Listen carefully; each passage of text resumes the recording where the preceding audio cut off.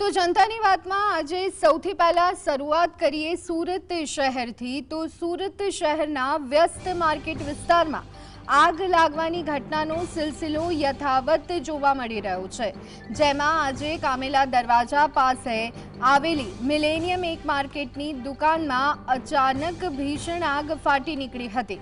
ઘટનાની જાણ થતાં જ તાત્કાલિક 4 ફાયર સ્ટેશનની ગાડીઓ ઘટનાસ્થળે પહોંચી ફાયર ફાઇટરો દ્વારા આગ પર કાબુ મેળવવાના યુદ્ધના ધોરણે પ્રયત્ન શરૂ કરાયા છે। ભીષણ આગમાં ફાયર વિભાગને ભારે જહેમત ઉઠાવવી પડી રહી હોવાનું જોવા મળી રહ્યું છે, જ્યાં ધુમાડાના ગોટે ગોટાના કારણે 15થી વધુ ગાડીઓ અને અધિકારીઓ ઓક્સિજન મશીનનો સહારો લઈ અને આગ બુઝાવી રહ્યા છે। અને આ સ્થિતિ પરથી સમજી શકાય છે કે આગ પ્રમાણમાં કેટલી ભીષણ છે।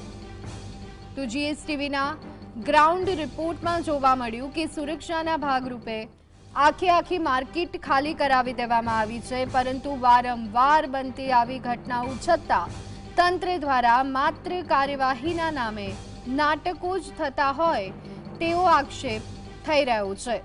યોગ્ય પગલાંના અભાવે આજે ફરી વેપારીઓના જીવ અદ્ધર થયા છે અને તંત્રની ઉદાસીનતા સામે રોષ જોવા મળી રહ્યો છે।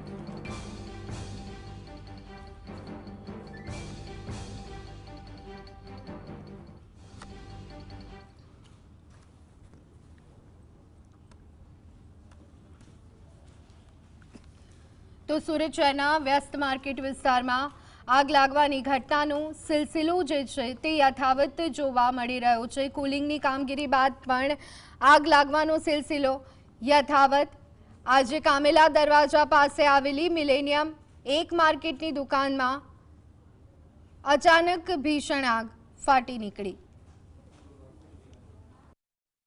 સુરતના રિંગ રોડ ખાતે આવેલા મિલેનિયમ ટેક્સટાઇલ માર્કેટની સામે આવ્યો છે, જ્યાં મિલેનિયમ ટેક્સટાઇલ માર્કેટ આવેલી છે અને ત્યાં આગનો બનાવ બનતાની સાથે ફાયર વિભાગનો કાફલો સ્થળ પર પહોંચી ચૂક્યો છે। અત્યારે દ્રશ્યો પણ બતાવવાનો પ્રયત્ન કરી રહ્યા છે કે હાલ અલગ અલગ ફાયર સ્ટેશનનો જે કાફલો જે છે તે સ્થળ પર પહોંચી ચૂક્યો છે।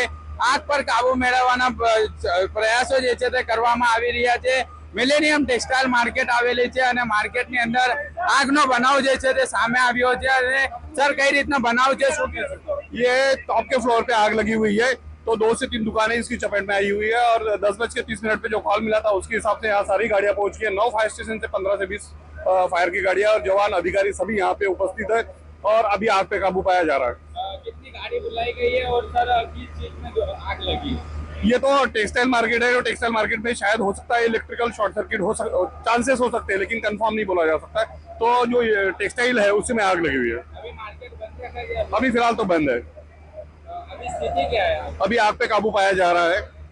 બિલકુલ જે રીતના ફાયરના અધિકારી જણાવી રહ્યા છે કે માર્કેટની અંદર આગનો બનાવ બન્યો છે, તેને લઈને જે રીતના માર્કેટ જે છે તે બંધ રાખવાનો નિર્ણય જે છે તે કરવામાં આવ્યો છે। અત્યારે એ દ્રશ્યો બતાવવાનો પ્રયત્ન કરી રહ્યા છે કે માર્કેટના જે પાછળના ભાગે ધુમાડો જે છે તે નીકળી રહ્યો છે।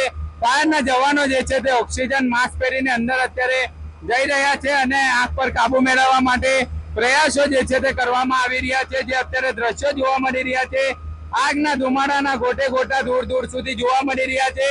આગ લાગવાનું કારણ હજી સુધી જાણી નથી શકાયું, પરંતુ ફાયર વિભાગના અધિકારીઓ અને કર્મચારીઓ સ્થળ પર પહોંચી ચૂક્યા છે અને હાલ કામગીરી સંપૂર્ણપણે લાગવાનું કારણ નથી જાણી શકાયું। અને હાલ જે કપડાની દુકાન આવેલી છે તેની અંદર આગનો બનાવ બન્યો હોવાનું હાલ પ્રાથમિક અનુમાન લગાવવામાં આવી રહ્યું છે। સાહિત્ય જગતાપ, જીએસટીવી સુરત।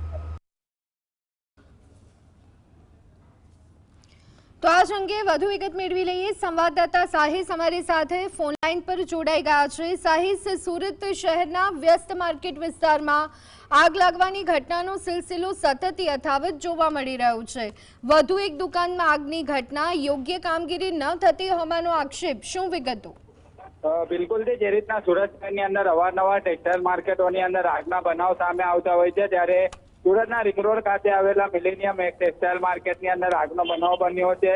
આગ લાગતાની સાથે જ અલગ અલગ ફાયર સ્ટેશનની 15 થી વધુ ગાડીઓ ઘટના સ્થળે પહોંચી હતી અને આગ પર કાબુ મેળવવાના પ્રયત્નો હાથ ધરવામાં આવ્યા હતા, પરંતુ જીએસટીવીની ટીમ જ્યારે ઉપર ચોથા માળે ગ્રાઉન્ડ રિપોર્ટ કરવા માટે પહોંચી હતી ત્યારે ઉપરના દ્રશ્યો ખૂબ જ આહલાદાયક હતા, કારણ કે જે સ્થિતિ જોવા મળી રહી છે, ભયંકર દ્રશ્યો જોવા મળ્યા હતા। સંપૂર્ણ માર્કેટની અંદર પાણી જ પાણી જોવા મળી રહ્યું છે. બીજી તરફ ફાયરના જવાનો ઓક્સિજન માસ્ક પહેરીને અંદર પહોંચ્યા હતા.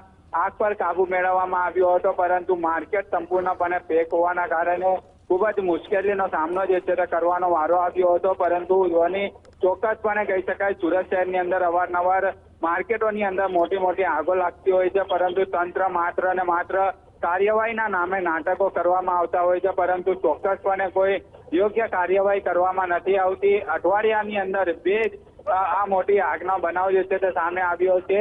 2 દિવસ અગાઉ પણ જય શ્રીરામ ટેક્સટાઇલ માર્કેટની અંદર આગનો બનાવ બન્યો હતો, ત્યારે પણ ફાયરના જવાનોને ખૂબ મુશ્કેલીનો સામનો કરવાનો વારો આવ્યો હતો.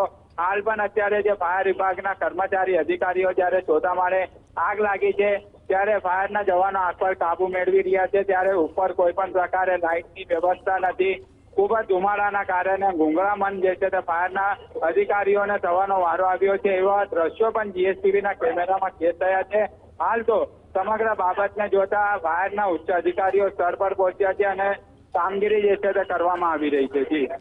જી બિલકુલ સાહી, સવારનવાર જે આ સ્થિતિ જોવા મળી રહી છે ત્યારે કાયમી કોઈ ઉકેલ લાવવામાં નથી આવતો, વેપારીઓમાં રોષ, ત્યારે હવે તેમની મુખ્ય માંગો શું છે? હવે આગામી સમયમાં તેઓ શું ઈચ્છી રહ્યા છે? બિલકુલ જે રીતના વેપારીઓ જણાવી રહ્યા છે કે જે આગનો બનાવ બન્યો છે અને આગના બનાવના પગલે હાલ તો સંપૂર્ણ માર્કેટ બંધ રાખવાનો નિર્ણય લેવામાં આવ્યો છે, પરંતુ હાલાકીનો સામનો જે છે તે ખૂબ જ કરવાનો વારો આવી રહ્યો છે. કારણ કે માર્કેટની અંદર હોળીને લઈને જે તહેવારોને લઈને તેજીનો માહોલ જોવા મળતો હોય છે, પરંતુ હાલ મુશ્કેલીનો સામનો જે છે તે કરવાનો વારો આવ્યો છે. જી આભાર સાહી.